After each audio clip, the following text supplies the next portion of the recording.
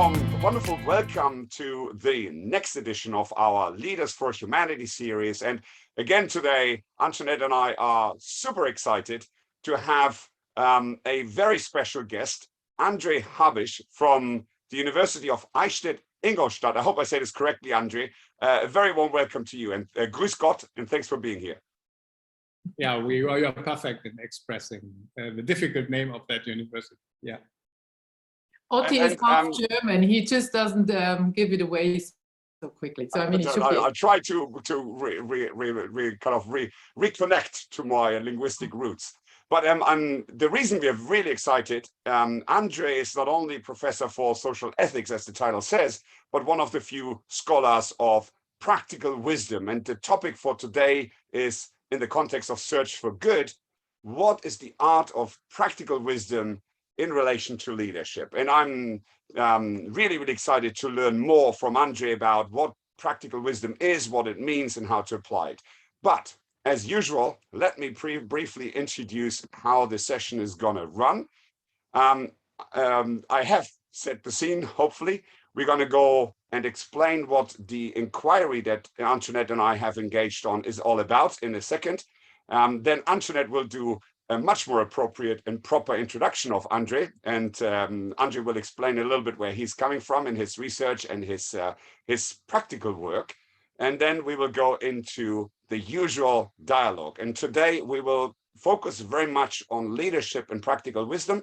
But then, and we already discussed a little bit with André, we will go especially into the aspects of how to create the conditions in the institution, as an organization, in society, for practical wisdom to be developed, to be helpful, and to flourish. And I'm really, really curious to see where we will end. And with that, quick words on good organization. I think the regular listeners already know what it's all about, but in a nutshell, Antoinette and I have engaged on an inquiry to figure out how can we make organizations good. And of course, good, as Andrew remarked in our preamble to this call, is a normative kind of presupposition, so to speak. It implies a search for what does good actually mean in this postmodern society. It implies bringing together lots of different thinkers who have views on what good is, and also how good gets operationalized in an organization, so that businesses can become positive actors in the way that they interact with society at large.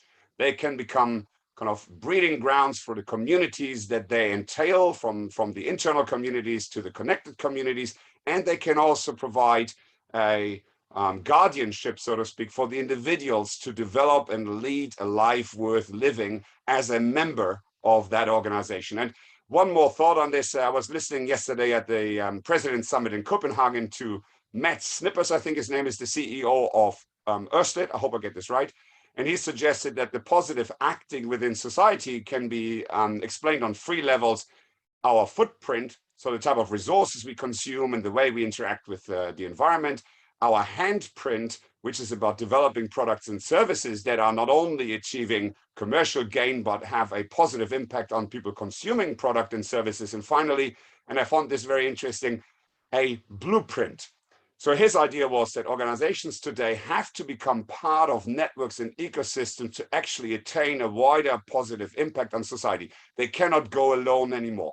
And I found this is a very, very interesting thought, which I'm sure André, especially in his work on the chambers of commerce, which we will hear about, will pick up again. So in this inquiry, which has been going on for a few months and will continue a few months to come, we are engaging not only thought leaders, but also researchers. If you're one of those, please come to test some of the ideas, and business and political leaders to try out some of these new thoughts that we are harboring. And with that, enough from me. Antoinette, over to a proper introduction of André Habisch, professor of social ethics. I do my very best. So I would like to start with what we always say, what you are by training. And I love to say that because we don't have that very often. You are a theologian by training and an economist. So that's a very interesting combination. Of course, now you're full professor for social ethics at the Catholic University of Eichstätt-Ingolstadt, as we already heard by Otti. And you are teacher, researcher, and advisor on numerous important topics. So just starting with a few of those: civic engagement, corporate citizenship, corporate social responsibility, and corporate sustainability. Entrepreneurship, which is very dear to your heart, as we also already discussed, and practical wisdom, as Otti already said. And what I always find very heart lifting from my perspective is that researchers sometimes are also engaged scholars, and you are really an engaged scholar because you advise and work together with a number of institutions, such as you did that for a long time for the German Parliament. You now work with the Industry Chamber of Commerce. And for instance, you're also the academic advisor of the German Association of Catholic Entrepreneurs. And that, of course, is also how we got to know each other. And I just need to tell that small story because I'm still proud and tell that to everybody. Because you invited me to also a session in Milan with the International Association of these entrepreneurs. And I was sitting on a panel with a cardinal.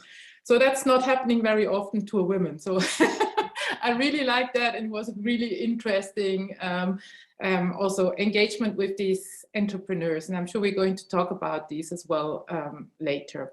Then maybe just let me end with one small personal point. So you are married, you have 3 children, and you told us that you are also a very proud grandfather, which is really a nice thing. And with that, I'm still sure that I kind of forgot maybe the most important things about you. And that's why we always say, now, would you also like to describe yourself with a few attributes? That's always interesting to hear. Yeah, well, I am, as you already mentioned, starting with my kind of studentship. I'm kind of probably a kind of in-between person, yeah. So a libero, as we call it, in I don't know whether this is football language also in Germany we can say libero is somebody who is running here and there. Game maker, I think so. It's in English. Maker, yeah, has not a fixed place in the game. Yeah, so I actually try to, as you mentioned already, link practitioner on the one hand of business, of course, stakeholder groups, working also within the Catholic entrepreneurial context nationally and internationally, but also, of course, in economics and business studies. And so this makes sometimes in a well-ordered society, as German is one, makes you a little bit a suspicious person, yeah, which is not. It's probably people may fear that you are a little bit fluffy in the sense. And not satisfying the kind of standards of kind of formal standards of disciplined thought. On the other hand, it also brings about innovation, brings about diversity of ideas, and also many different projects. And you did not mention all of them, for luckily, because this might even strengthen these mentioned fears of some, at least, listeners in the German context. Well, I find fluffy good, and I find engaged scholarship good. But Otti, you wanted to ask the next question. I saw that. I'm just thinking, very intriguing background, André, and again, very happy to have you. Theologian and economist, I feel tension. What's the story? We discussed Heidegger in Good and Bad before. Did you join the priest seminar for a week and fell out as well, and then became an academic, or was that never on your mind to become a priest? Well, frankly speaking, this was, of course, initially a thought many years ago. But I was at the same time pretty much intrigued by Catholic social thought and the leading representatives of that discipline. At least in the German-speaking countries, many of them have actually started as theologian and became economists later on. So sounds very extraordinary, but one of these big figures, let's say, in the German context, Josef Höffner, he was the first professor for our subject after the Second World War, and then also later became bishop and then the kind of president of the German Bishops' Conference. Yeah, but he would not kind of grant anybody with habilitation, which is a special institution in the German academic system. You need to write your habilitation after the PhD.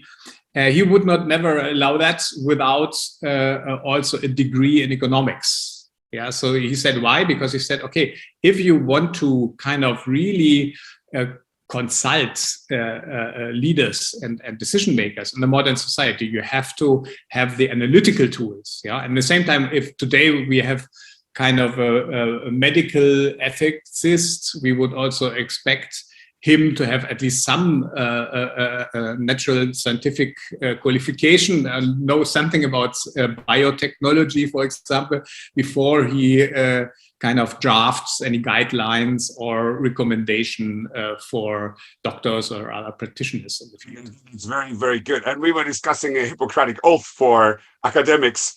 But I just, we picked up, Andre, that talking to moral philosophers, many of them were religious, Catholics or Quakers or whatever. So we were starting to think about some conspiracy theory by the Vatican trying to kind of invade the academic profession, placing their people at different levels.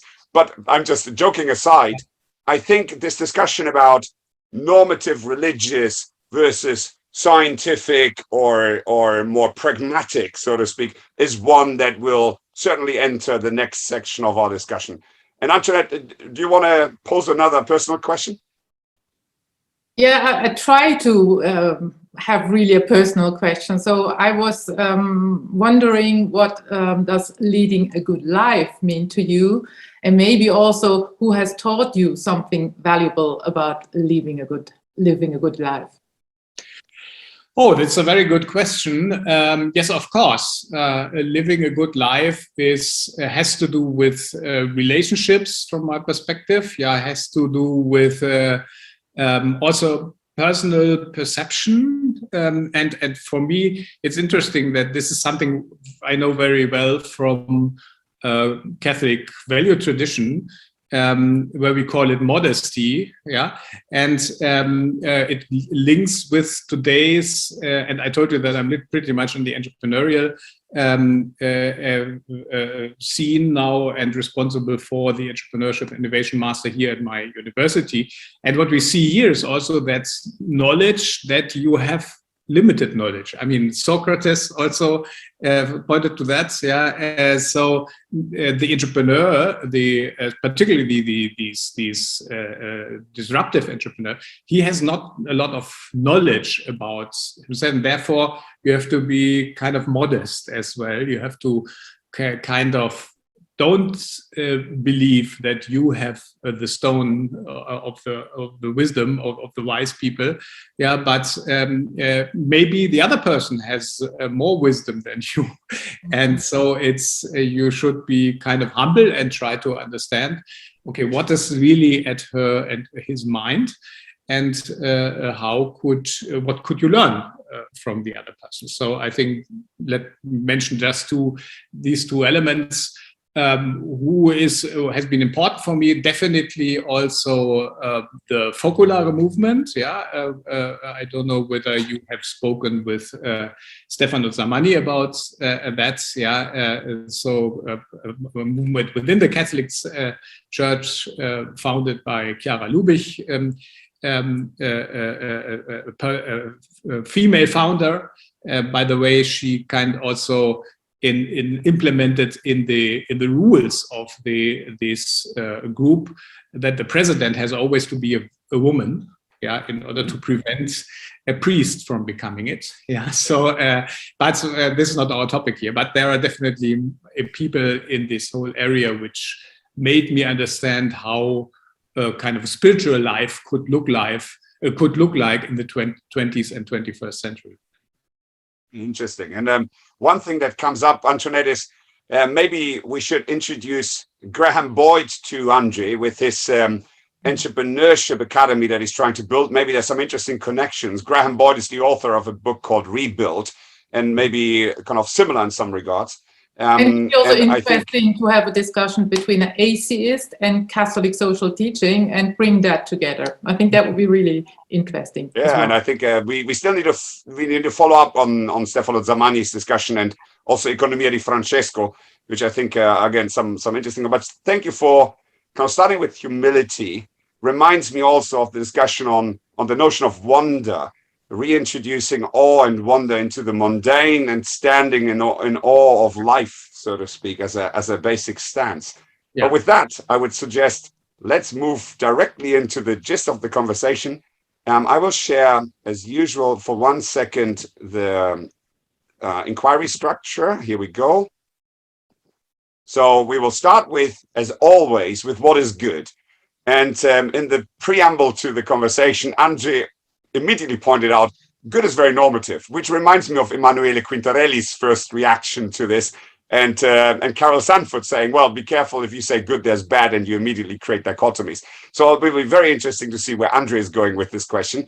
We will then revert the order today, because we really want to hear from Andrew about practical wisdom and leadership. So we will take that leadership and personal transformation angle first, and then we will go into good organizations and maybe again into good society, because André is also a member of a political party, and that is something we want to hear about as well. But first things first, Antoinette, over to you, the first section about what is good and business ethics in general.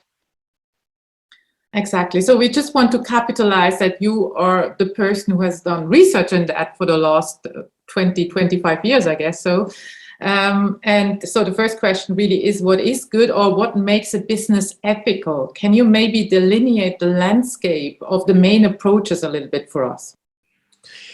Yeah, well, I mean, the first, I'm probably not so much working in these philosophical underpinning of business ethics, but I would refer to a very traditional definition, which you might have heard in the other talks as well. It's and here I at least borrow from the Catholic tradition, in the sense that something which makes you grow, yeah, as a person. In a way, yeah. So a good solution is definitely one which makes all the stakeholders who are directly or indirectly kind of concerned with this topic in a way grow as persons, yeah. And of course, these may understand many different things, but it would definitely kind of entail also that they themselves become aware of that feeling, also that this was a good thing and is something which is enriching their life. Yeah. So also institutions should be supportive in a way to help people to grow as a person. So it's the thriving and the flourishing you would also put in the middle, if I understand that correctly. Yeah. Now, I think this goes directly to the human integrative development in the CST tradition, yeah, exactly. Correct? Definitely. This is one, and that's what we would also expect from a company, yeah, to do. And you ask also a good company, yeah. A good company is definitely also a community of persons, yeah, which helps also each other and also their important stakeholders to grow as a person, yeah. And this implies also, of course, having institutions, traditions, rules, regulations in place which do that job effectively. And we know some of them already, but others are probably not yet so much appreciated, and people are not so aware of them. And I think practical wisdom is one aspect which could really bring that discussion forward. That's why I chose it as the kind of guiding paradigm for my business ethics approach. And I think we have to hold you one more second on this, André, because I think you say it yourself in one of your writings, where you talk about the new humanist synthesis being proposed by the Catholic Church. And I think you're also suggesting that in this postmodern society that we have, the question of normative and universal kind of norms and rules is of course very much under threat. And I think McIntyre in his After Virtues is deriding this relativism that we have fallen into, right? Where everything, as Antoinette always says, everything goes, right? So there's no one truth. Everybody has their opinions. Everything is good. And before you know it, there is no common denominator anymore in terms of what we as a society hold ourselves to account for. And I think Marcus Gabriel famously in his new book says, well, yeah, but there are moral facts. If you go into the living room and kill your grandmother, that's not good in any tradition, society, or context. So where's that fine line between saying, on the one hand, practical wisdom sounds very pragmatic, right? So depending on the contingency, people flourish, that's very individual. Are there not, and you come from a religious perspective, right? So are there not some norms that we should all agree on and we need as a society? As Schumacher, I think said, our modern experiment to live without religion has failed. And I think you're not of the same opinion.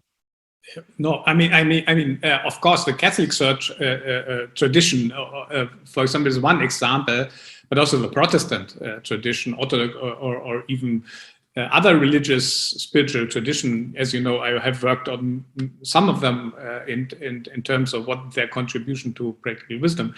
But they have developed such a universe, let's say, of orientations, yeah, and I think this is not contradicting modernity, but it's even strengthening modernity because it's consistent, or to a certain degree consistent, and it's one offer. But of course, in the modern age, you should also be aware of the fact that you have to deal with a lot of different universes. Yeah, so you have different people with different orientation, and if I say that they are growing, then of course this is not in the sense that they are growing towards the Catholic opinion or version of the universe, but it's that they are growing towards their own universe in a way, that what they feel important and useful in their life. So it's the element of pluralism.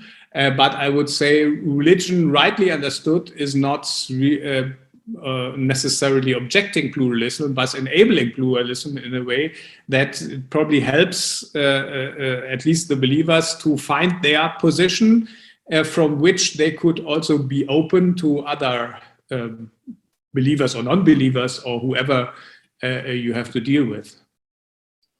Yeah, so religious conviction on the one hand, and liberal in the sense that you have kind of understanding into about diversity and appreciative about diversity are not contradictions, and that's why religious identity is also a contribution, a valuable contribution to the modern world. So maybe that's something we can then later take up again also when we talk about practical wisdom, because that could mean, for instance, that we are going into dialogue and maybe working more with a Habermasian approach in order to kind of find common shared values. But I still think it's kind of interesting, because that's the big question mark we had on our mind. Because the churches, the religions do have, of course, moral principles as well. And to me, that's still kind of a difficult thing to juggle. Of course, we have also shared values, but obviously we still have moral principles. So how do we kind of find a way there? And I think we should really hold that discussion and take it up in the practical wisdom again.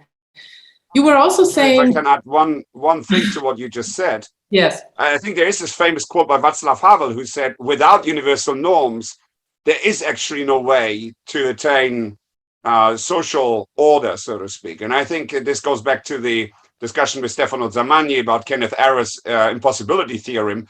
So unless we can agree on certain things, and it becomes very problematic to find the appropriate choice. And contextualism, of course, has its risk, right? So we can say in one society, it's good to treat women badly, and good in their own interpretation of what works. And I think it's very hard to then say, yeah, we allow that in that society. So if they do things badly, but that's accepted there, that's okay.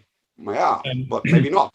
Yeah, so, I mean, there are several things to say. One is, of course, Rawls' idea of the overlapping consensus, in a liberal society. So we, of course, we have the rules, but you need much more to have a stable society. You need the beliefs, also the culture, it's not enough that people stick to certain rules, but they have to have a culture which is supporting the common good at this sense, and this is in many cases this is religiously or at least, as they say, at least ideologically kind of colored in a certain way. I think that is the minimum condition, right? I think that's the only way to overcome, unless you go for benign dictatorship.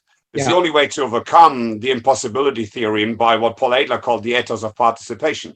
And again, as I think Amartya Sen pointed out in his long dialogue with Rawls, this contractual idea of a veil of ignorance, it just doesn't work. And we cannot build in a society on negative freedoms because negative freedoms have negative externalities. We need positive freedom, as Antoinette was saying many times, in terms of endorsing the capabilities of people to flourish. So I think there is some tender ground here in the middle that we are still trying to figure out. But exactly, and then of course the other thing is that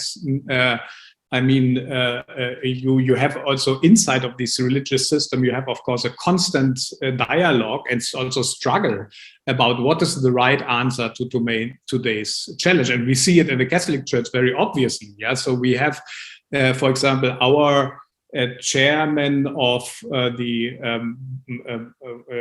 Catholic Entrepreneurial Union has now recently in the last FAS Sunday, Frankfurter Allgemeine Zeitung Sunday, he has an article about promoting the division of labor inside of the church hierarchy, in the sense that we would have more lay people having responsibility also for the financial decisions inside of the church. And he promotes even female priesthood and said that this, from his perspective, is not a contradiction to the Catholic tradition. So what does it mean under modern conditions to have a certain religious practice is not clear. You have inside of the different, take the Protestant church. So there you have also a lot of struggle inside of them. What is the right direction? For example, now they are starting discussion about sexual abuse also in the Protestant church. So should they bring that forward? Should they kind of try to differentiate them more from the Catholic? So it's all an internal discussion. So let's not take these as monolithic identities, but it's more a platform on which different people discuss and try to find, of course, always referring to the common ground, to the common traditions, and to their own traditions, the right answer. I mean, I'm holding myself back because that would be such an interesting discussion. I just could give you the example of the bishop in Chur we have, who just tells me, for instance, that I'm not really allowed to interpret the Bible, for instance, not so really. And I mean, in that sense, you should read the documents of the Second Vatican Council. We did that in preparation, even, but even there. So I mean, it's interesting. I find it extremely interesting. And Catholic social teaching is, of course, then promoting also other things like subsidiarity. So that's also an interesting. So just showing that we need dialogue, and we're probably back to dialogue ethics here in order to find out what good is all about. So I just wanted to go to the next point, but Otti cannot hold back. So please go on, Otti. Just one thing for the record, so that we have it on tape, so to speak, is I think what I'm hearing though, so your point on dialogue, and I think Andre's point on platform for dialogue, and I think we were chatting in the background and you were saying with a complex multinational enterprise, that's really difficult to create a platform for dialogue and even create the trust, create the language, kind of symbolic agreements on what language actually means and so on. It's really hard to create those conditions for this dialogue to occur. But what I'm taking from this is still, I think the one, and going back to Václav Havel, and many people say that kind of without a supernatural lawgiver, we're lost in kind of finding agreement.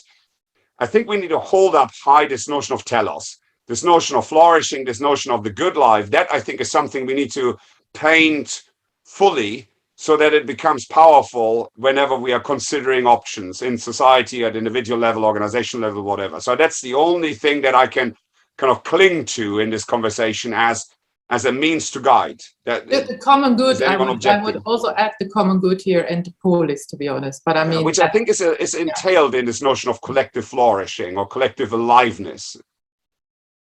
So that's what I'm taking away then. That's great, and thank you for the summary. I just wanted to go back before we go into practical wisdom. You were also delineating, so there is institutional ethics on the one hand, so we have ethics on several levels, but we also have, of course, the actors' ethics, where you were really writing a lot about corporate citizenship, and I find that very interesting. So can you tell us a little bit about it? Why do you think it's important today? So that we can situate that a little bit. Yeah, I mean, this has to do also with my role here in the business school. Yeah, I'm a dedicated business school teacher, actually. Yeah, and what I see here in the public is that in many ways you have a bifurcation in the sense that you have the good people, the ethical people, the engaged people on the one hand, and you have the selfish people, the economically driven, and in many cases this is also business people on the other hand. Yeah, and I find this kind of dualism in not only newspaper journals and newspapers and television, so media, in the media, or even some philosophers. But unfortunately, I also find it in the heads of some of my students, which are business students. Yeah, so they kind of have the impression, okay, I opted for business, working in business, but here I a little bit have this bad conscience that the values are kind of neglected or whatever. And I try to tell them, don't fool yourself, yeah, because you play a very important role in the modern struggle, in these challenges we are currently in. Take the sustainability issue, which is, of course, the big topic with the conference in Glasgow happening these days. The big I can never stop telling my students, look, you play a very important role in that transition. Yeah, you play a crucial role in this agenda, which no politician, no NGO leader, no church representative could substitute you in that role. Yeah, because it's you who comes up with the innovation which we need. Yeah, it's you which comes up with a business model which allows these kind of innovation to be not only occasionally realized, yeah, if you find a nice donor, but it's realized on a constant way and really shapes our behavior, changes our kind of consumption, and makes the world a better place in that sense. So the entrepreneur, the business student, plays a crucial role for common good, in a sense. He is a crucial common good actor. Yeah, and this is something which I then try to. I mean, if we go back into the history of Catholic social thought, and this is my regular topic, yeah, we see that without certain Catholic entrepreneurs in the 18th century, named like Leon Harmel from France or Franz Brandt from Germany, Catholic social thought would have never emerged, yeah, in the 19th century, and that response with which the church could give to the modern society, and modernity, as we know, is probably the biggest transformation we ever had in the human history, yeah, because it's really kind of transforms culture, society, everything totally, yeah, and of course the religions are kind of challenged by that, but without these Catholic entrepreneurs, the church would never have given an answer to that challenge. Yeah? They could never have transformed their old, century-old concepts, yeah, which date back to 2,000 years ago, yeah, in a way that they become adaptable to that world. Can I come in here, Andrew, with one little challenge maybe, which is, Protestant work ethics. Yeah. Because again, we were discussing with others that some of what we see today, the overemphasis of work and success as a kind of non-secular means to go into the secular heaven, so to speak, is very much derived from a kind of Lutheran, it's a Calvinist kind of tradition that has slowly translated this idea that not only do I prosper as a sign of being chosen, but ultimately the fact that I prosper becomes an entry ticket to becoming chosen. And so this whole kind of introduction of religious redemption thinking into a capitalist world. You could also argue that, again, religion has actually created, to a degree, the situation we're finding ourselves in. Well, what would you say to that? Now, well, as first I would say, okay, modernity is not the problem, but modernity is part of the solution. Yeah, and the emergence of the modern business world, in a way, brings us a lot more towards realizing social goals. Yeah, I mean, let me just mention the fact that the mean life expectancy in Germany in the year 1900 was 45 years. Yeah, so you had a lot of children dying. You had a lot of pregnant mothers dying. Yeah, you had. I mean, the level of kind of self-expression and fulfillment was enormously lower during the time. So, in modernization and the Second Vatican Council also make that clear inside of the Catholic tradition, is a step ahead, for mankind. However, of course, we have consequential problems in a way. So for example, the environmental problems.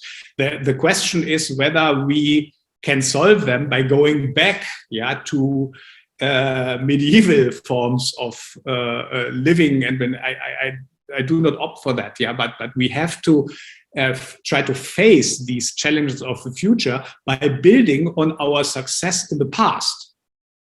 Yeah, and I think that especially here, probably in the middle and center of Europe, we have good reasons to learn why, after the total disaster of the Nazi dictatorship which was not only an economic and political disaster, but it was a cultural disaster.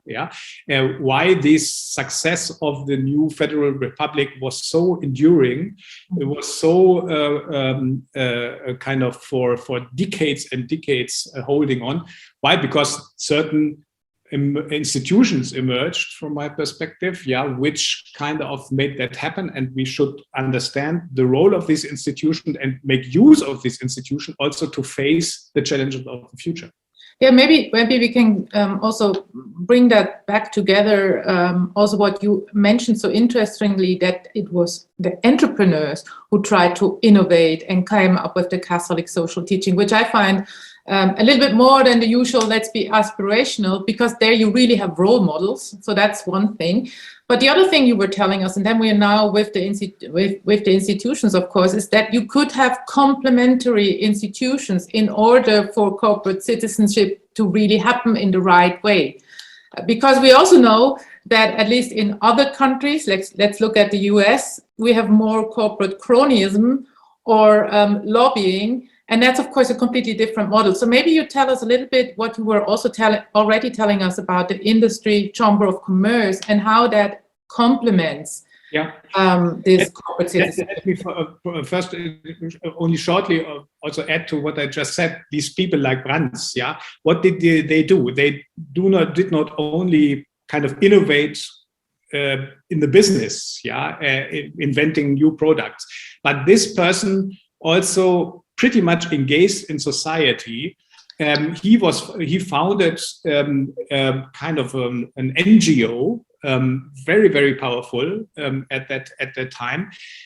Also hiring a person, a Catholic priest, by the way, who later became the first minister of labor affairs and social issues, on the German federal level. So after this First World War, and he was the person who crafted the whole of labor law tradition, which we have, so co-determination roles, unemployment insurance, the Federal Agency for Labor, here in Nuremberg, so this whole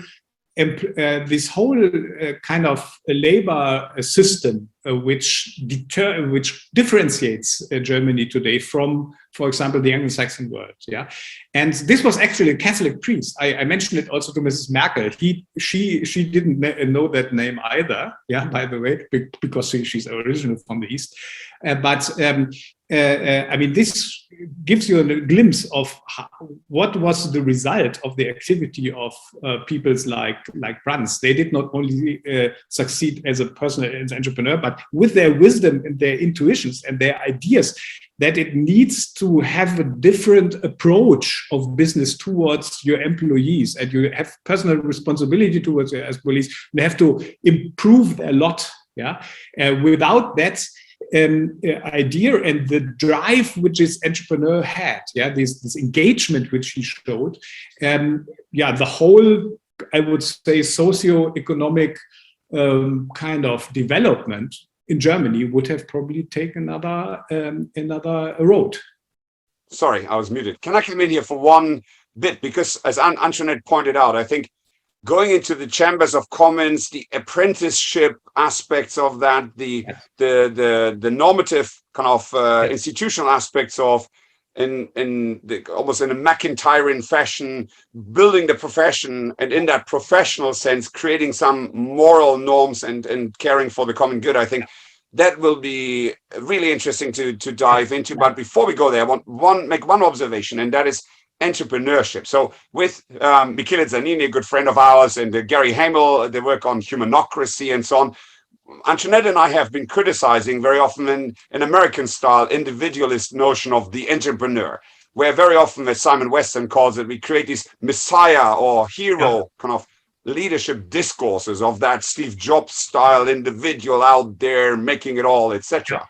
And I just want to I don't think that's what you've got in mind. I think that entrepreneurialism, again, going to the CST teaching of subsidiarity versus solidarity, is always an embedded capacity in the organization.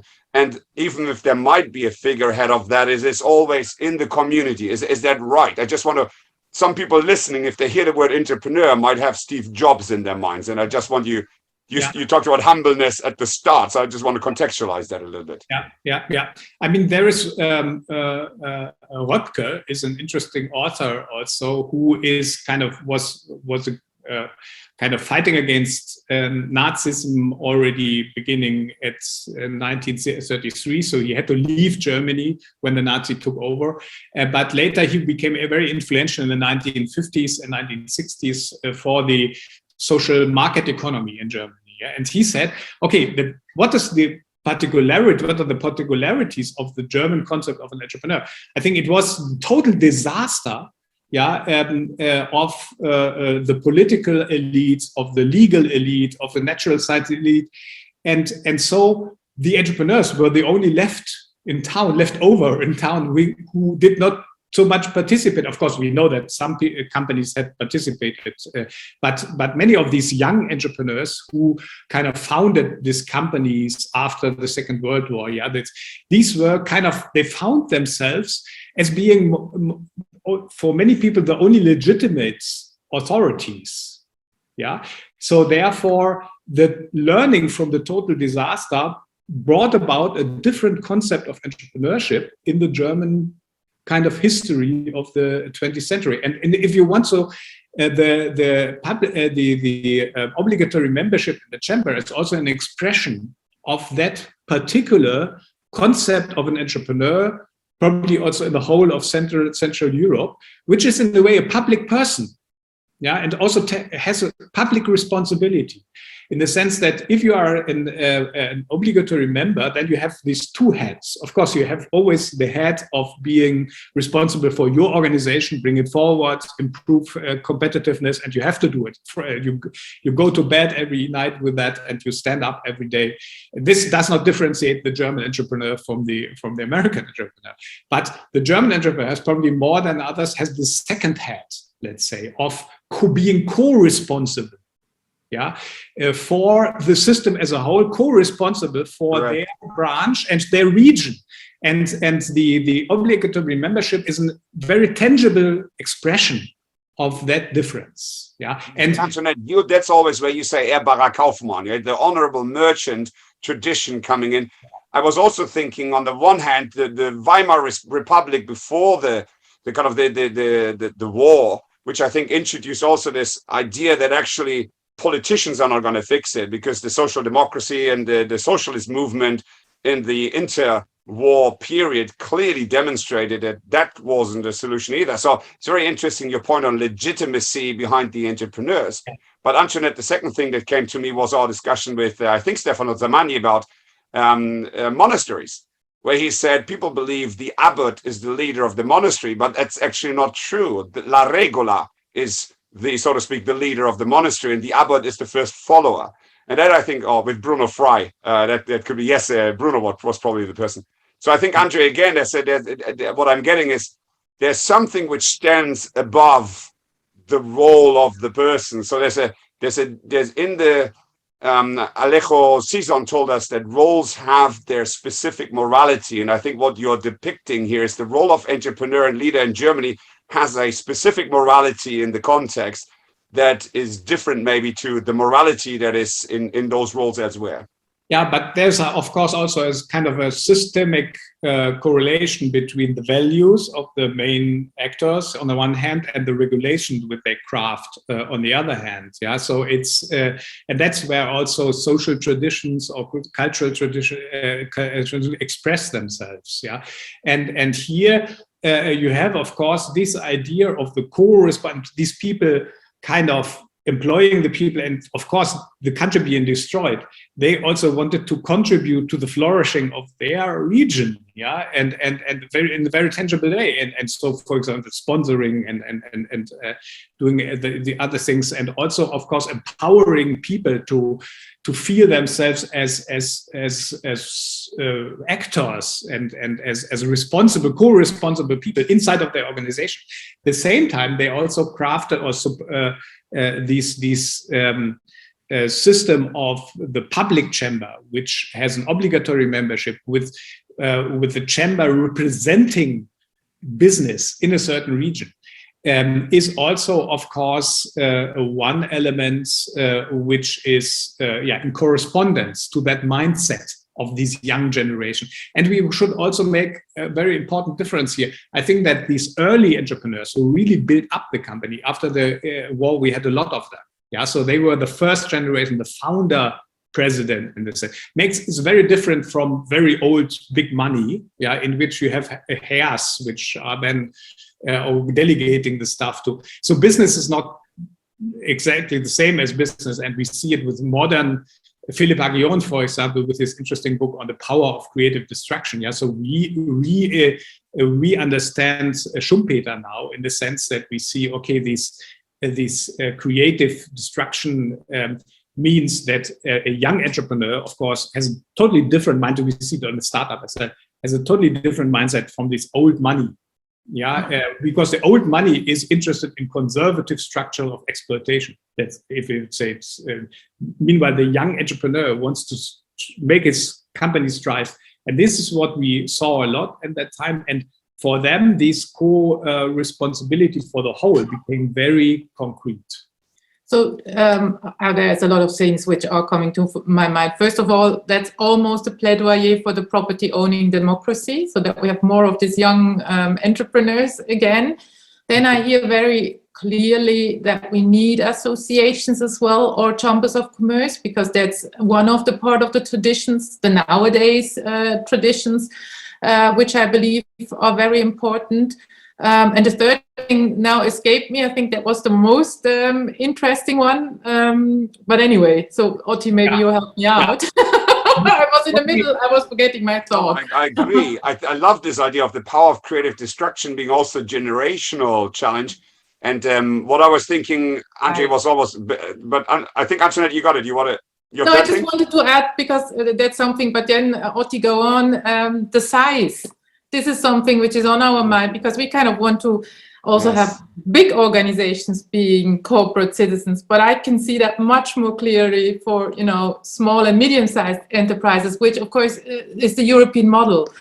But that was the last point I was also wondering. Paul Adler suggested the same. You remember in his third circle of the free remaining market economy, mostly smaller firms. Henry Mintzberg said the same. I don't trust the big firm. I trust the small firm. So there's something in size which corrupts. But I think what I was thinking almost, Andre, was Renaissance. Right, so we had the Renaissance of the Italian city-states in the kind of 15th, 16th century, where after the plague, there was this desire to live, to thrive, to flourish.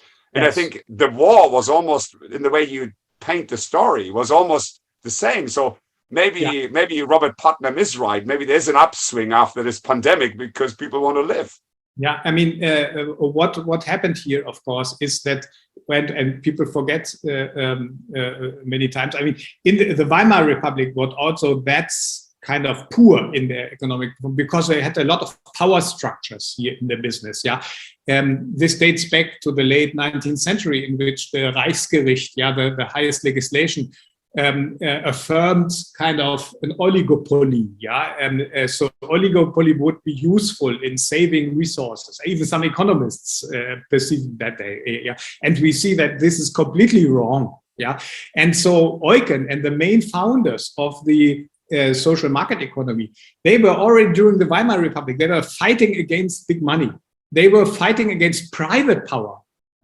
And even the Freiburg School of Economics, which became very influential for the social market economy, they were not, even you had Nazism and you had the kind of the abuse of public authority, but they were not fighting against the public authority. They were fighting against private power, feudal power, in the sense big business who suppresses all innovation. And this is precisely what we are discussing today with Schumpeter and Aguillon and other people, that we understand, okay, we need, in order to have innovation, we need young, the small and medium entrepreneur, Mittelstand, as we call it in Germany. And as you know, we have the biggest Mittelstand company. I mean, what we call Mittelstand, and people elsewhere would already be a big company, but it's still the private owner. It is his personal responsibility. He remains responsible. He's not a manager in a whole universe who gets caught in that enormous organization that, as we know from many organizations, 60% of the activity goes inside of the organization, not to the clients or the creating value in the, but they kind of play this game of moving, you say, up the career ladder. No, but there's one discourse which I think is missing for me, which is what Bill Torbert called Interinterdependence. Again, this ethos of participation, because what stuck with me in one of our conversations was ethics. At the end of the day, very often is about freedom and the boundaries of freedom. And I think what we are, the power struggle to a degree, I think masks an underlying dialogue about, is it about individual freedom? Is freedom of choice, negative freedom, is that all? Or do we have a responsibility that is collective? Is our ontology, as Antoinette is always saying, is it a relational ontology or is it a kind of individualist ontology? And I think here that there's this struggle is still there. The private entrepreneur, he is free, of course, but he is also responsible, and he is liable in the economic sense for his decision, so he cannot make the others pay for his own failure, like many managers can do inside the big. But I think there's something interesting, and Polanyi pointed this out, right? He said, kind of, we must not forget, we have to answer those questions about freedom, order, and solidarity, because otherwise we are finding that the discourse about capitalism has gone away from a moral discourse, and I think you're writing it as well, right? From good versus bad, it's become more versus less. So it's a utilitarian instrumentalist discourse where kind of we are talking about net zero and climate targets and cost-benefit analyses rather than kind of what is right and what is wrong. And what is important now is that with the Freiburg School of Economics and all these thought after this World War, I mean, the social market economy is really circulating around the small and medium entrepreneur. So there are a lot of public infrastructures there whose own main goal is to support the small and medium entrepreneur. And the public chamber of commerce is, of course, one of them. Yeah. If we compare it to the American chamber is 5% membership, probably. Yeah. It's a private club. Yeah. So who is member? Of course, big money. Yeah, in order to influence political decision. It's a lobbyist organization. I mean, not generally there are exceptions. I very, very roughly framing it here. But on the other hand, you have the public chamber, so everybody is member, and every company has one vote in the self-organization committees. For example, they select their own president, and the president in many cases is a small and medium entrepreneur, like the co-author of our book you mentioned on the German Chamber of Commerce in English. It's the only book in English, by the way, about that system endowed with this open access license. So it's a private entrepreneur. And this organization is crucial for the dual system of professional education in Germany, yeah, which about half of every age group is not going to high school and university, but they are doing their apprenticeship with the Chamber of Commerce. And without the Chamber of Commerce, without obligatory membership in the Chamber of Commerce, this system would not work. And without that system and the kind of very relatively high standards of craftsmanship, technical expertise, German companies would not be as successful as they are on global markets. Yeah, so this is a very tangible contribution to the success of the exportation and international activities. But overcoming, why is it in place? Because it helps you to overcome what we call the dilemma of professional education. Because and that's what makes it also difficult to transplant it in another country. Yeah, you have a lot of people from. By the way, Maggie Thatcher was the first politician visiting Germany in the 1980s because she felt that now the British industry is going down. So she wanted to transplant the dual system of education to the UK. And after her first talks with these small and medium entrepreneurs, yeah, who were talking about their chamber and their local professional school, and she very quickly discovered that this is not a good idea, because it would be very difficult to put that to another country, yeah, because you have this mentality, this co-responsibility, this really engagement of these small and medium entrepreneurs and this has to do with the of course the architecture of the institution. It's not a public club, it's not a private club, it's a public chamber with obligatory membership, which represents the business sector in that region, also being able to discuss with for example the ministries of education about a curriculum, because the curriculum within the dual system is co-determined by the ministry and the representatives of the business sector, not necessarily chambers, also the employers associations. But it's a complicated system, which I cannot. Yeah, and before, I think what we do, and we make sure that we are going to share the link with that book as well, because I think that's really interesting and something we certainly need to dig in deeper.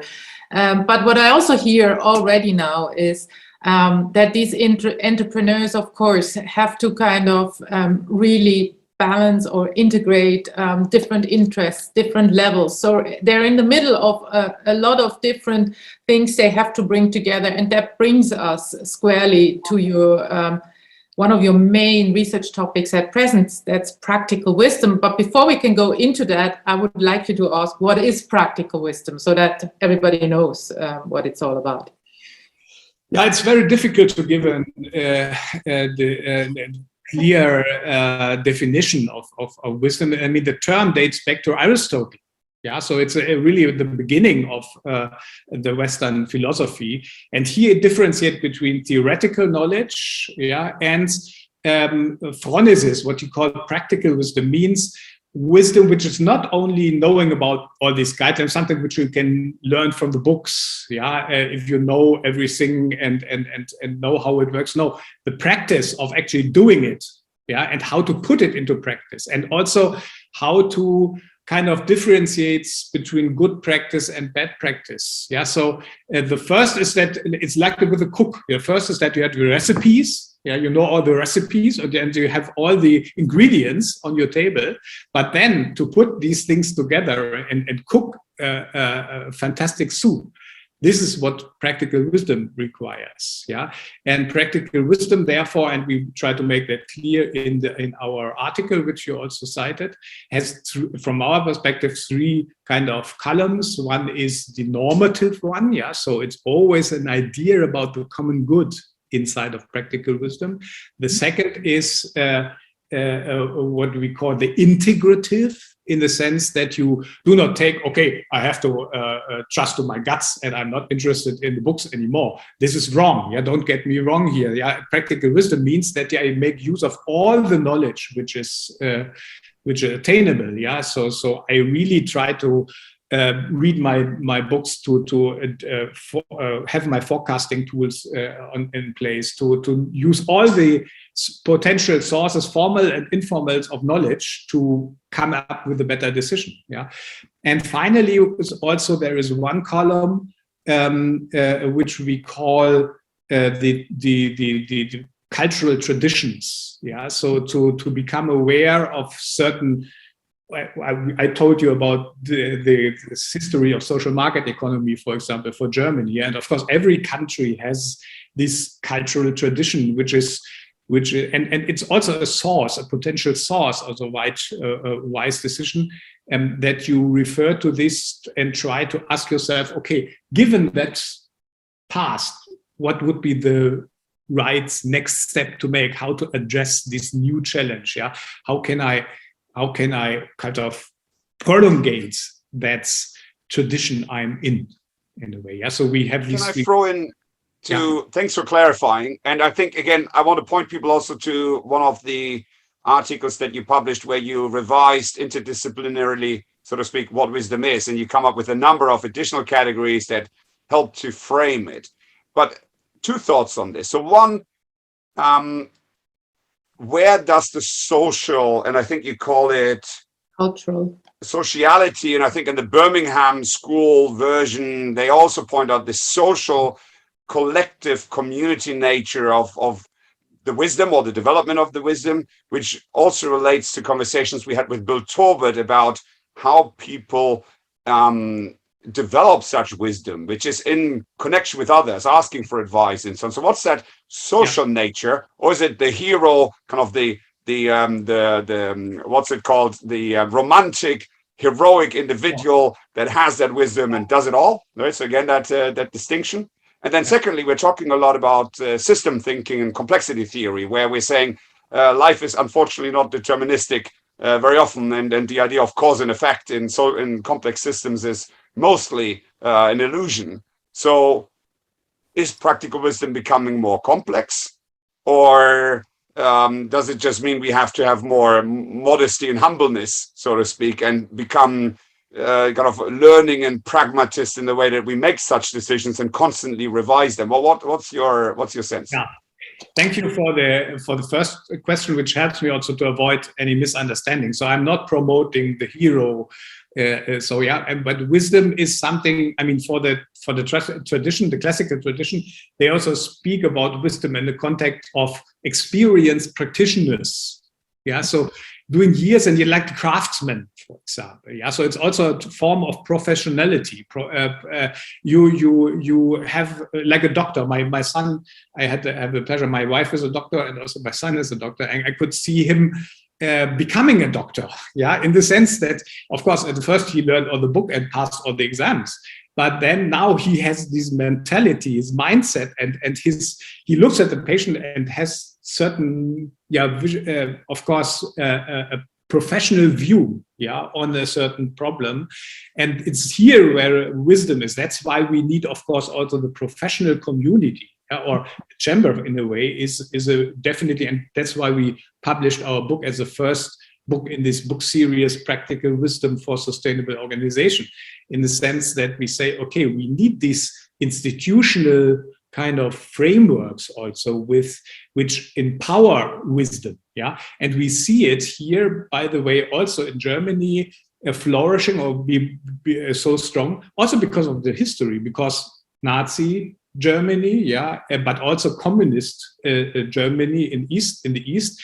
I mean, they had their ideological ideas and often replaced practical wisdom or squeezed practical wisdom out, by referring to their ideological ideas and goals. And so therefore, having that experience still in their neck, so the fathers and mothers of the Constitution had this idea, okay, let's delegate certain solutions, not decide everything on our own as politicians, but delegate it to kind of self-administrative bodies. And a lot of my article to that book is to refer all that different area in the health sector, in the education sector, in the professional education sector, in the business sector. We have these elements of self-administration, mediates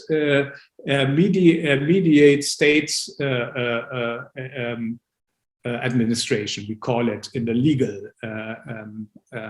expression, and this has to do a lot, as with your second question, with community. Okay, can I just hold your thought there, because I think that's also one of the core aspects.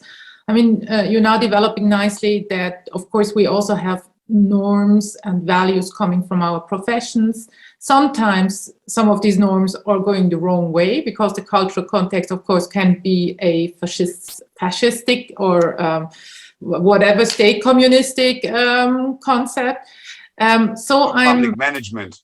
Publishing as prostitution. Well, yes, and Otti is not believing that we are a profession any longer, so we have a very hard discussion on that very often. So, I mean, I have two questions for me. First of all, what about innovating the institution? We touched that already, but I think this is also kind of between the pillars you were mentioning. And the second, of course, again, I hear what is also core of it. What are the good aims? What are the good means? Often in practical wisdom, they already think that we already have a moral identity. So we are already being virtuous, which of course is not possible if we're becoming virtuous. So can you help us out there? Yeah, I mean, that's where the normative pillar comes in, but also the integrative pillar, that we always ask ourselves, okay, is this decision really expression of the common good, or as what we envision as a common good at this stage, And the second one is also to immerse yourself to a diversity of learning contexts, And this is also what I would say, okay, why practical wisdom is something which is also particularly important for corporate leaders, for business leaders, because they, of course, it's not enough to have their MBA textbook on their cupboard or whatever, but they have to decide and, of course, anticipate, for example, what are the results of my decision making for my employees? How will they perceive me as a person? How will they perceive our community here? And what will be the results for my suppliers? What will be the results for our clients? So all the important stakeholder groups, and assume their perspective. Try to understand, okay, what would this mean for these people who are all, in the end of the day, co-responsible for my sustainable success? So it's business. Good business is practically wise business. And means that also you do not have, and all these pillars also means that you do not have the solution now because you are the greatest. No, but you have to speak to people. You have to, okay, if you want to know how your employees will perceive your decision, go there and talk with your employees, in order to learn what is their opinion. If you want to know how my supplier is perceiving that, go there and talk to him, and assume his perspective, or her perspective.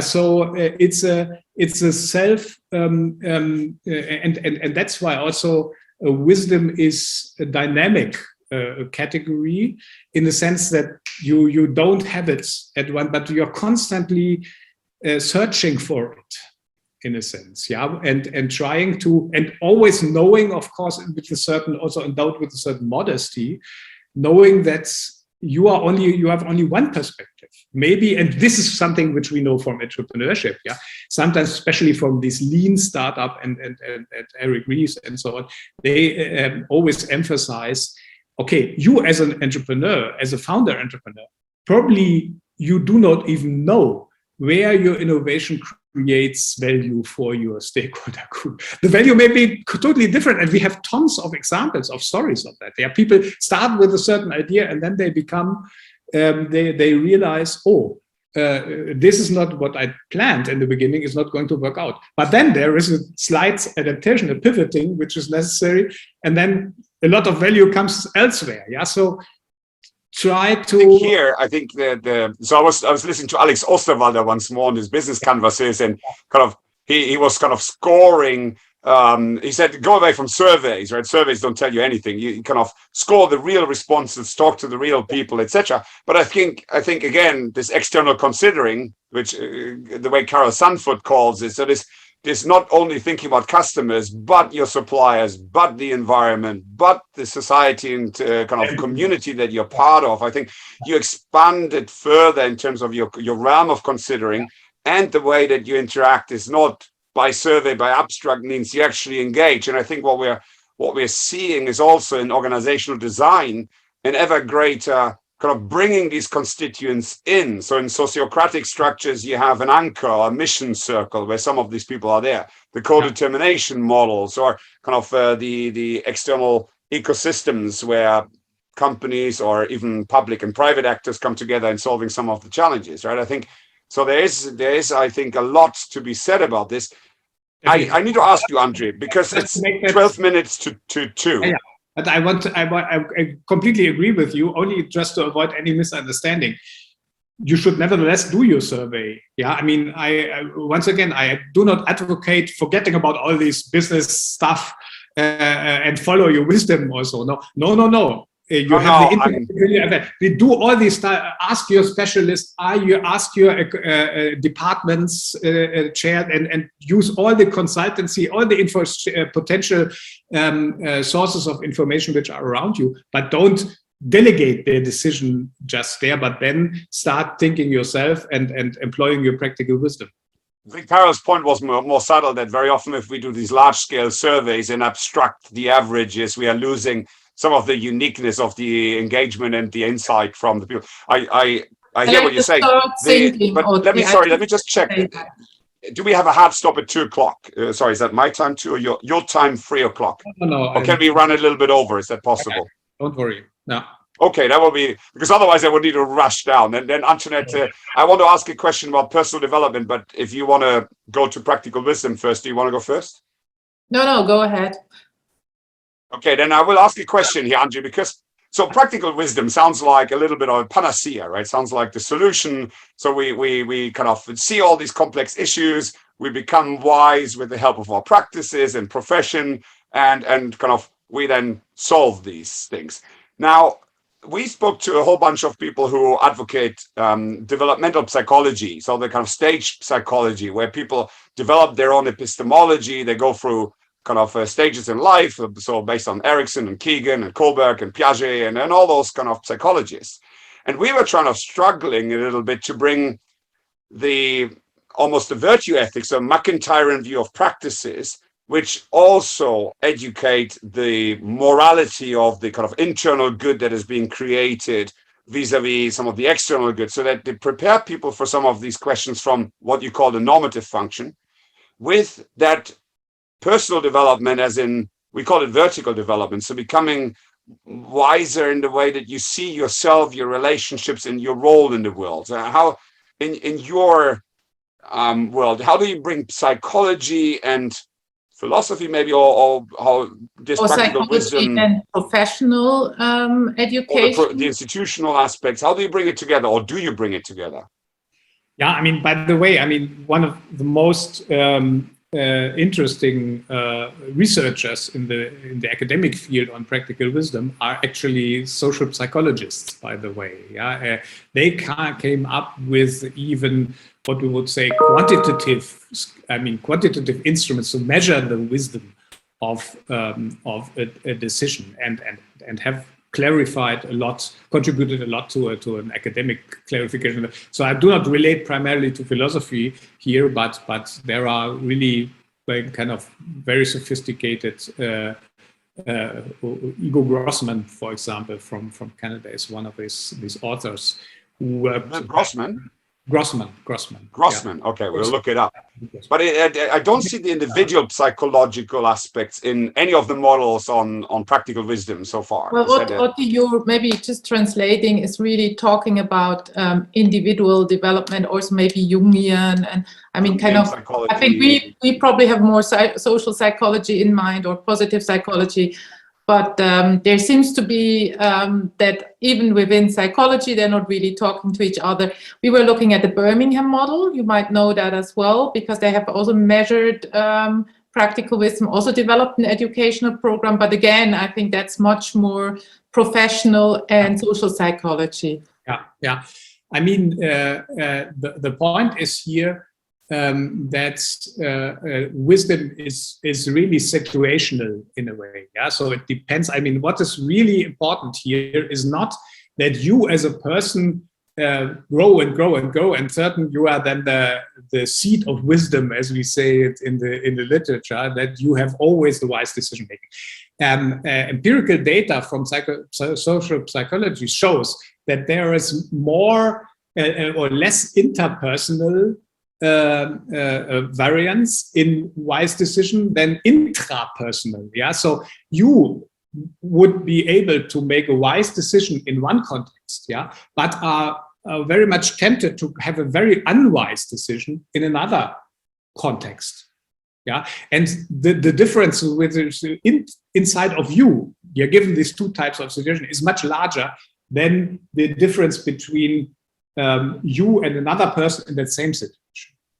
Yeah. But does that not exactly point to almost what the individual psychologist would say, which is kind of, I need to understand myself, the attachment styles that I might have, the kind of mental maps that I might apply, which might lead me in certain contingent situations to make the wrong choices, because I don't understand my own emotions that are pushing me in one direction, or I don't understand that I'm fixated on whatever external recognition where I shouldn't be focused on that. And I think what is arduous in his reflection in action, and Bill Torbett calls it action inquiry. Yeah. So these abilities to hold myself, my thoughts, my feelings, my paradigms object, and go on the balcony with myself and really look into what makes me feel a certain way. Is that not also, and I think this, you actually write about it, this kind of emotional maturity aspect, is that not a prerequisite to a degree? Well, you need the right emotions, isn't that what in practical wisdom is always said? You need the right emotions, and that's of course something to cultivate, I guess. So. You can cultivate, of course, but I think what would be more important is, for example, to find the right settings in a way, and that's why I also find. I mean, I'm a social ethicist in the end of the day, and not a moral philosopher. Yeah, and so I'm interested in institutions, in organizations. Yeah, and so therefore, I think we need organizational contexts. And for me, the chamber, by the way, is one of these. I mean, one of the big advantages of the chamber is that we put the individual entrepreneur in a situation in which he is not only fighting for his own competitive advantage, but he's also at the same time taking himself out of his day-to-day activity and coming together with others in the chamber. In this chamber, I agree, but let me. Challenges. Yeah. Sorry for being interruptive, André. I was thinking Luigino Bruno in his new book on the art of gratuitousness. So there's the l'arte del dono, I think he's calling it. So this agape, reciprocative, gracious reciprocity and so on. I think he's saying that actually the purest form of virtue is when you forget about prudence So there's kind of idea that phronesis is prudence and prudence is survival, but sometimes you have to step out and actually rebel against your own institution because it's being corrupted in the McIntyrean sense. So the idea of public management theory, academia is measured on citations and number of publications in A journals and all that. And actually, I would argue, and of course that's a discussion with Antoinette, here phronesis would mean stepping out of that surround and say, j'accuse, you guys are not going into the right direction. Well, I would not agree. But I would say, okay, if you have a very good idea of what you would do as a research, try to find the best journal or a good journal to publish it, and try to find a method to publish it. So why? Because you have to, of course, live with these institutions which are in place. And these institutions, of course, I mean, you may, and I understand very well. I mean, all of us being immersed in that game know the dark sides, of this kind of mutual citation and blah blah blah in networks, and also this corruption which is in the system. So I don't want to. But nevertheless, if you are here in the year 2021 and you are a young PhD students, you have to live with it. But Andre, I just need to interrupt you on a practical manner, talking now from researcher to researcher. We as seasoned professors, I think we should stand up. That's because that was the example of your entrepreneurs who then came up with Catholic social teaching. So I think it's interesting to have both. I think I have it with you. Institutions are extremely important, but of course we are also shaping the institutions. Yes. So in that sense, and we can. And if we are in a board meeting of a certain journal, or if we are in these constitutional dialogues among us, we should of course also take into consideration this protest or this uneasiness with this practice, and should. But this is a different situation. I mean, depends, and that's why I say, okay, it really depends on the situation what you are in, and the situation is not. Normally, the philosophers thought about the essence of an idea, and then there are the situation which was in the adiaphora. So it was not really relevant to the main topic.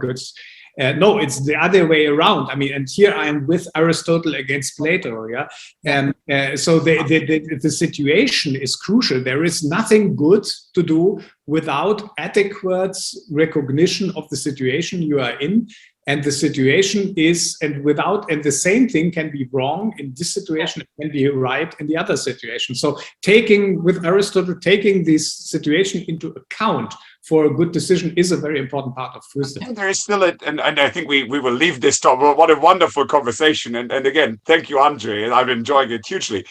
But we heard from Harry Zuckers about pragmatic phenomenology. And I think that's what you're pointing to, right? So it's in the phenomenon, it's in the action, it's not an abstract thing. Yet I think someone also suggested that the fact is that you are not adapting the norm, you're adapting the norm to the situation. So sorry, the norm is the norm, so to speak. So certain categories of virtues also stay, and they get contextualized in the situation. I'm not using the situation to change my norms. And here again, I'm just thinking about your Nazi example, and I'm thinking about the Catholic Church problem, so to speak. If I just accepted what is accepted in that institution, I could very often just become a silent endorser of the wrong norm, right? Yeah, but Otti, I mean, let's think about Aristotle once for a short moment. I mean, he said, okay, we have these virtues, but we have opposed virtues sometimes. You have courage and you have modesty.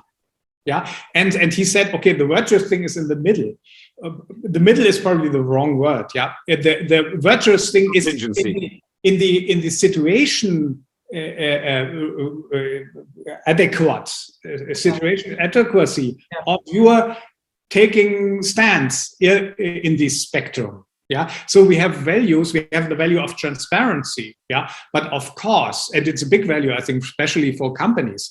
But of course, there might be situation in which some personal things are at risk, and you might violate the legitimate claims for privacy of some of your employees. So you cannot yeah, you have to decide, and this is this is a polarity, by the way. You have transparency and privacy, so I think this is something we could probably agree on. And I hear a second thing, but I think also then probably need to go on. The one thing is the norms, and I think you say, well, I mean, we need to kind of make sure what is the right way how to apply certain norms in the situation.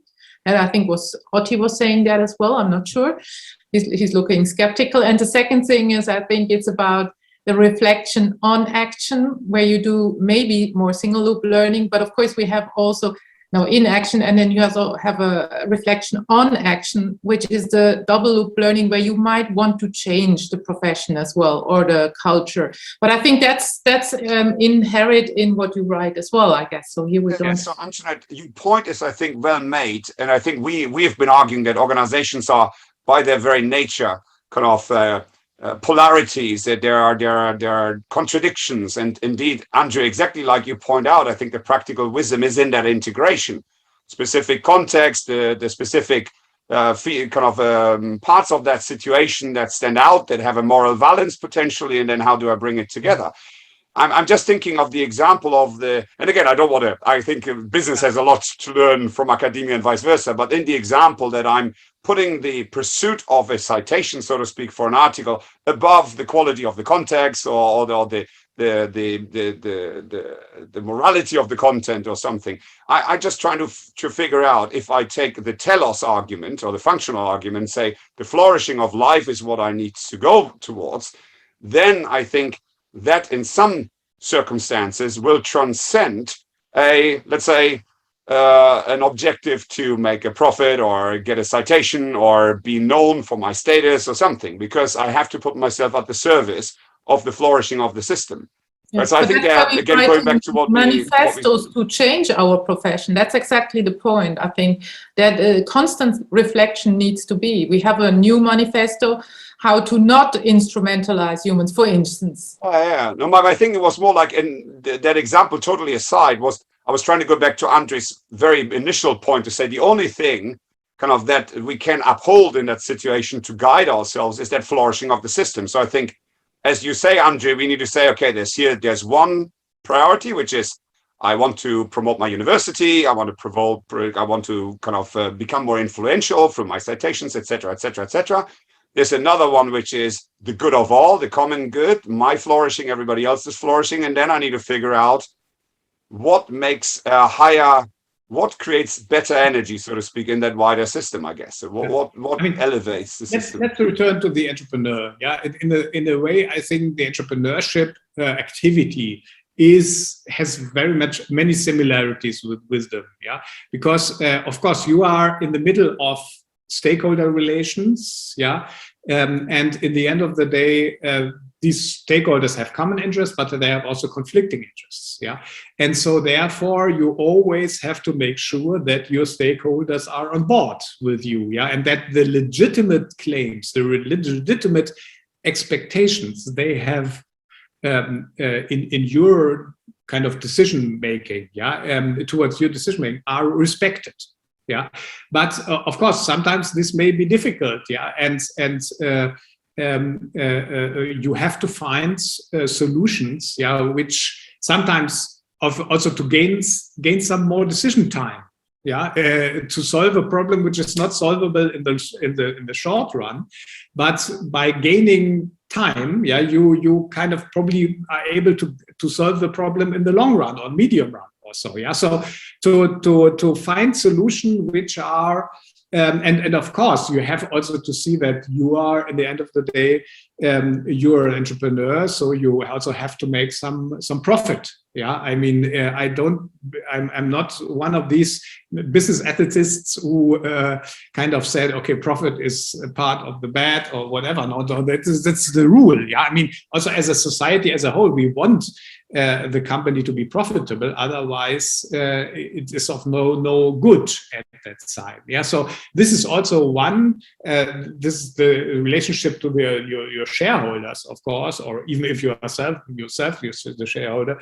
But it's also one legitimate aspect you have to take into consideration. But then you have to find a wise solution in order to come to a decision with everybody of your stakeholders is at least can accept or understand. I think that's it. We will move to the organization. I think my final thought on this, André, is that with Stefano Zamagni, I think he pointed out in his work on civil economy that the profit condition can ever only be a secondary condition, and the primate of the flourishing, as you pointed out, I think is almost like a sine qua non condition.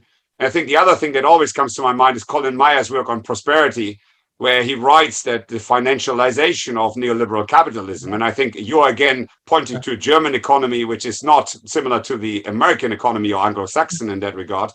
In his mind, we have got the inverse problem. We've not the problem anymore that the kind of principal needs to control the agent, but the principal actually has become disinterested because it's kind of some intransparent pension funds or investors who have no interest in the going concern of the organization, but just seek financial rewards. And in that context, actually, this idea of profit focus is just focusing on the repayment of someone who has no interest in the flourishing of neither the business nor the good life of all.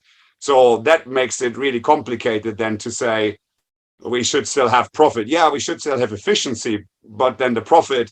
But in the end of the day, Otti, you also have this probably the family, employee who has his money in that fund for his old age money, yeah. And if the money is gone, then he and his family has nothing to live on. And you have your employees who rely on the profitability of your companies to receive their the salary and to maintain their family. So I mean, profit is only, it's not even a goal in itself. It's only also one element in this systemic approach. And to have an eye on your profitability, from my perspective, is one necessity which you have to look at as being an entrepreneur, which is very different from for example, profit maximization approach as is neoliberal textbooks. Yeah, so there is a big difference between that. And we might come back to that exactly in a second, because I would like to move us to the organizational level. Mm-hmm. We always also ask what organizations can do to operationalize practical wisdom or goodness. But here I would like to bring in Catholic social teaching again, because I find it really interesting for me that are even organizational principles they're kind of bringing up. They say we have subsidiarity, we have generous reciprocity, social responsibility, and aspirational goals. First of all, can you explain this to us? But even more interesting, because you have these entrepreneurs, these Catholic entrepreneurs in the association you're advising. Maybe you can give us examples of how they do this practically in their organizations.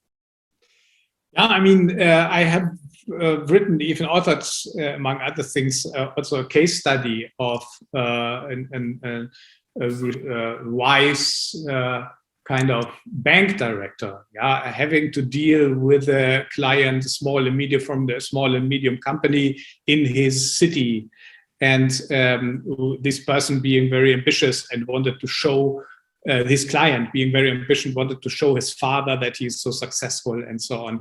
And this person at the same time had information from private circles, about that this person is really straining his capacities and has already had some health issues and breakdowns and so on. So asking yourself not only from investment case, is the investment case of this interesting for me as a bank director, but also ask yourself, this client, which is a long-time client to my saving banks, will this really helpful, this big new investment project he is asking me to fund? is this really helpful for his flourishing as a person, yeah, and also his stability as a top manager of that client company, yeah. So to having in mind not only, okay, I could get a big bonus as a bank director from that loan, yeah. At the same time, it is very obvious in this situation that probably this person, if he pursues on his own, he will destroy himself and lose all his company and all hamper the economic situation in my city. Yeah, so this co-responsibility in a way, which plays a role. This having a look, as Röpke called it, beyond profit, expenses and rewards. Yeah.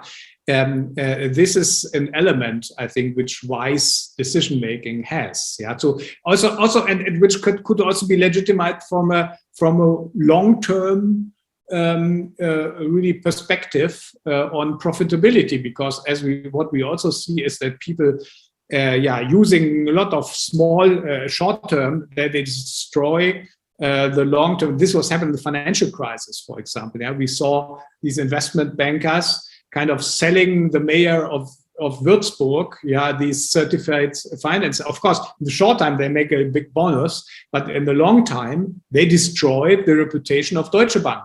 Yeah, and it takes decades to rebuild it. Yeah, and so what we need here is wisdom by at least by the company leaders, but also from the kind of hierarchies inside of the organization. What is really the best solution for all stakeholder groups, but also for the long-term performance of our organization? Sorry, I was on meeting.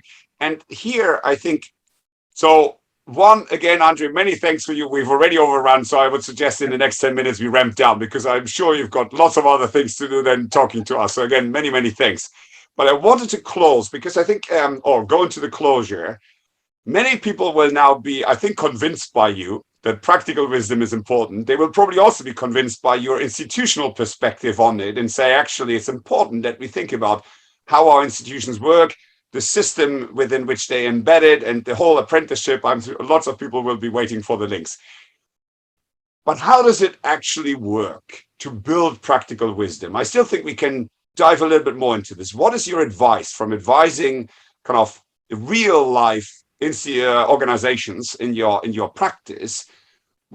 How can people build, I think you say in your own article, right, the HR functions or the rituals or the norms or the payment structures or the corporate governance mechanisms? So what are some of the practical things, if you were the CEO of a company today, kind of what would you do to get practical wisdom into the organization, into the individuals? I think that's where I would go next. And then maybe we look at the same question for political parties to close us out, because that's, I think, another interesting one. But practically, so I'm a CEO, you're a CEO. What do we do? Yeah, I mean, CEOs are normally spend most of their time in troubleshooting. Yeah, so they have so many kind of conflicting conflicting interests, and they are so much punched from every side that they are always short-term oriented. They have to run from one fire to the other to put water on it. Yeah, but at the same time, you should, and also, of course, all the employees perceive her or him many times in that way. Yeah, I mean, very short-term oriented, profit-oriented, of course. I think what would be important to have these places inside of your organization, yeah, these kind of wisdom dialogues, where these kind of wisdom dialogues take place, yeah, and this has to be, for example, I mean, what we also see here with our students, many of them go to their first employer with a lot of enthusiasm, but then if you talk to them 2 years later or so, there's a lot of delusion. Yeah, and they are also frustrated, yeah, because they feel that their moral expectations and so are also kind of not kind of they are not met. Their expectations are not met inside of the organization. Yeah, and at the same time, many of them probably feel things, and this goes back also. You mentioned it, your dialogue with Samani and also with the Zurich school. Bruno Frey, yeah, he has this picture of the monastery, the Benedictine monastery, and the Benedictine monastery, the abbot knows that the young, very young people coming into your organization, yeah, and there is the recommendation of the regular Benedictine to the abbot, listen to the very young ones. Yeah, because they have probably a clearer perspective than you're already part of the game. Yeah, they have a clearer perspective where things are going wrong in your organization, and which in the long term will also bring you to decay in a way. Yeah, if you can't address them. Yeah, so have these dialogues, listen to each other, probably even bring your young employees together by inviting sometimes an older one and have a dialogue how he or she tries to kind of deal with all these conflicting expectations which are out there, yeah, in the organization, yeah. So and what would and listen to also to these people, what would they recommend, what could be done, or how the organization could be developed in a way, yeah. So to empower a practical wisdom, this is, I think, and then there's also the question of the incentive structure is of course the same. I mean, we see that many small and medium companies never relied so heavily on these incentivization schemes, yeah, and this bonus system which emerged in the late 1980s within the business schools and so on, yeah. But they kind of say, okay, of course we have to.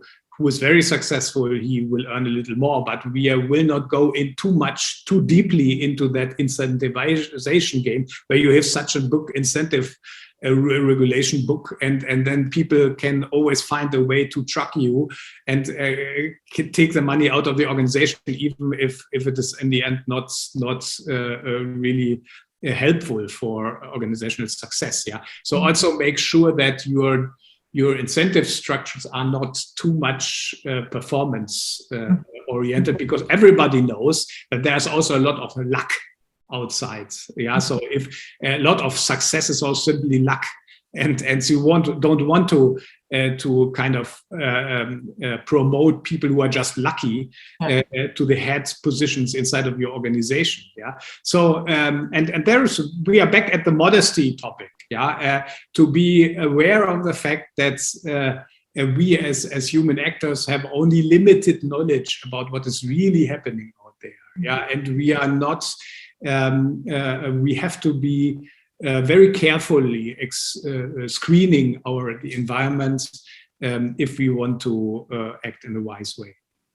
I would that was very interesting. We now know more about wrong HR practices, and I think there are quite a number of them out there. We heard it's important to really enable dialogue. I just would like to tease out, if you have an idea, how to enable generous reciprocity in organizations. What do organizations do? Because that's also not something which is just there naturally.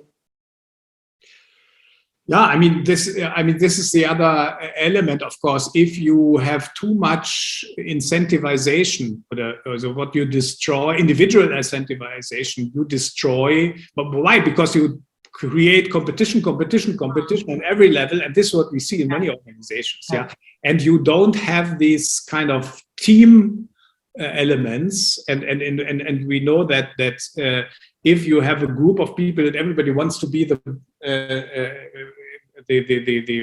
best position during the presentation, they normally come up with very bad presentations because everybody wants to highlight himself. No, we need also to emphasize team performance. Yeah, we have to kind of support these kind of behaviors.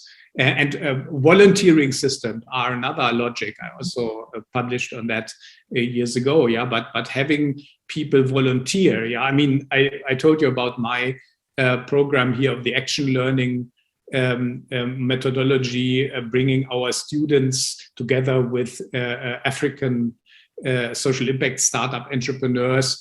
And the students then have, during the semesters, are supposed to help that entrepreneur. Yeah. And of course, in order to do so, they really have to understand, they dig deeper into the conditions, living and working conditions of that person. And so we have an intercultural learning effect also in this whole process. Yeah. So also, and we are good grades, they receive good grades if they have an interesting approach for that person.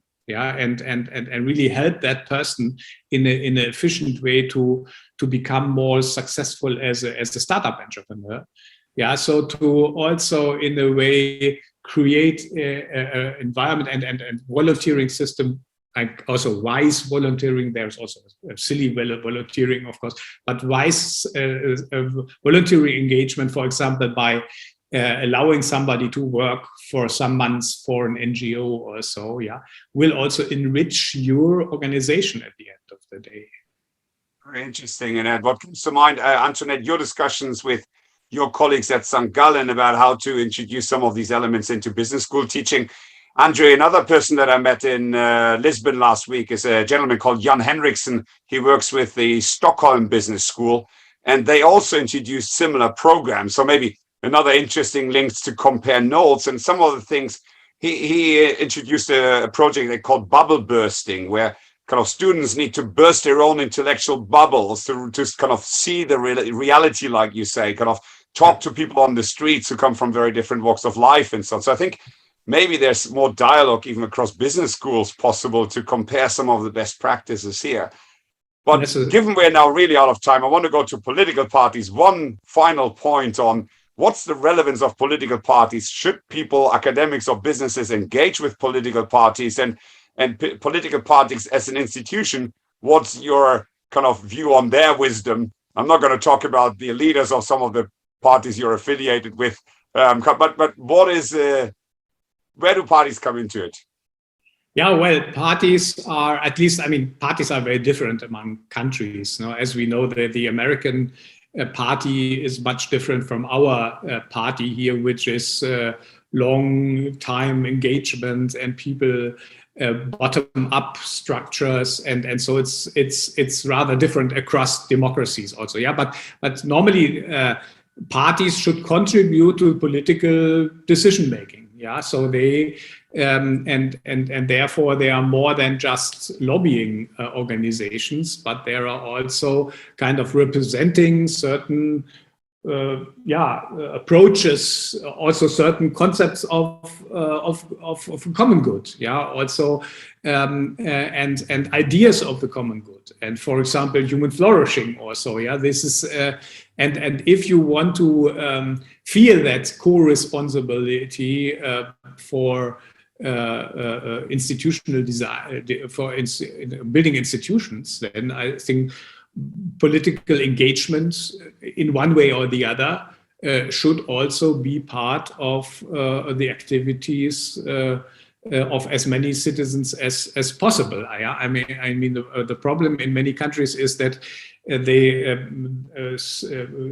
are delegated to certain people. Oh, I don't deal with these parties, but then somebody else will deal with politics, and then we see that probably a person like Trump kind of is successful in this system. And in the German history, we have a good example also of many Catholics, by the way, or Christians in the broader sense. They found this political too dirty, to engage there, and these short-term worldly affairs and decisions and interests, and we are for the good and great and then they led it to the President Hindenburg, and at a certain point President Hindenburg appointed Adolf Hitler as a chancellor. So we should even for that have an eye on the political realm, because it's us. There are whether the crucial institutions of our society are drafted in that game, and everybody, even intellectuals, be an intellectual, be as an entrepreneur, he or she should be interested what is happening there, and engage as good as you can. Some people more than others, yeah. But in my case, I find party membership is a certain expression. You are not that active, unfortunately, but as a certain expression of that co-responsibility which I self hold here. So yeah, that is that also again reminds me a little bit of Aristotle. So we come full circles back, because he said the contemplative life is the nicest one, so to say. But then he did see that the political life might be quite important too. So in that sense. But Antoinette, I think your point is well made. Antoinette said that a person who is not participating in the polis is I can't remember, is a waste, is an idiot. Right, so I think the stepping into the role of a citizen might imply, indeed, at least getting interested into the parties, right? So I think it's a valid, another Aristotelian angle here. Exactly, and in our citizenship, we had a three-step concept of corporate citizenship engagement. We said the first is the donor, yeah. The second is then the projects. You do create some networks on the project level. But the third one, and probably the deepest influence you have, is on the institutional level. If you involve also in institution building, yeah. For example, here in Bavaria, we had the practical seminar. The peace seminar is a very important part here of our high school education, in which students have to cooperate with an external partner, overcoming the bubble, as you just mentioned.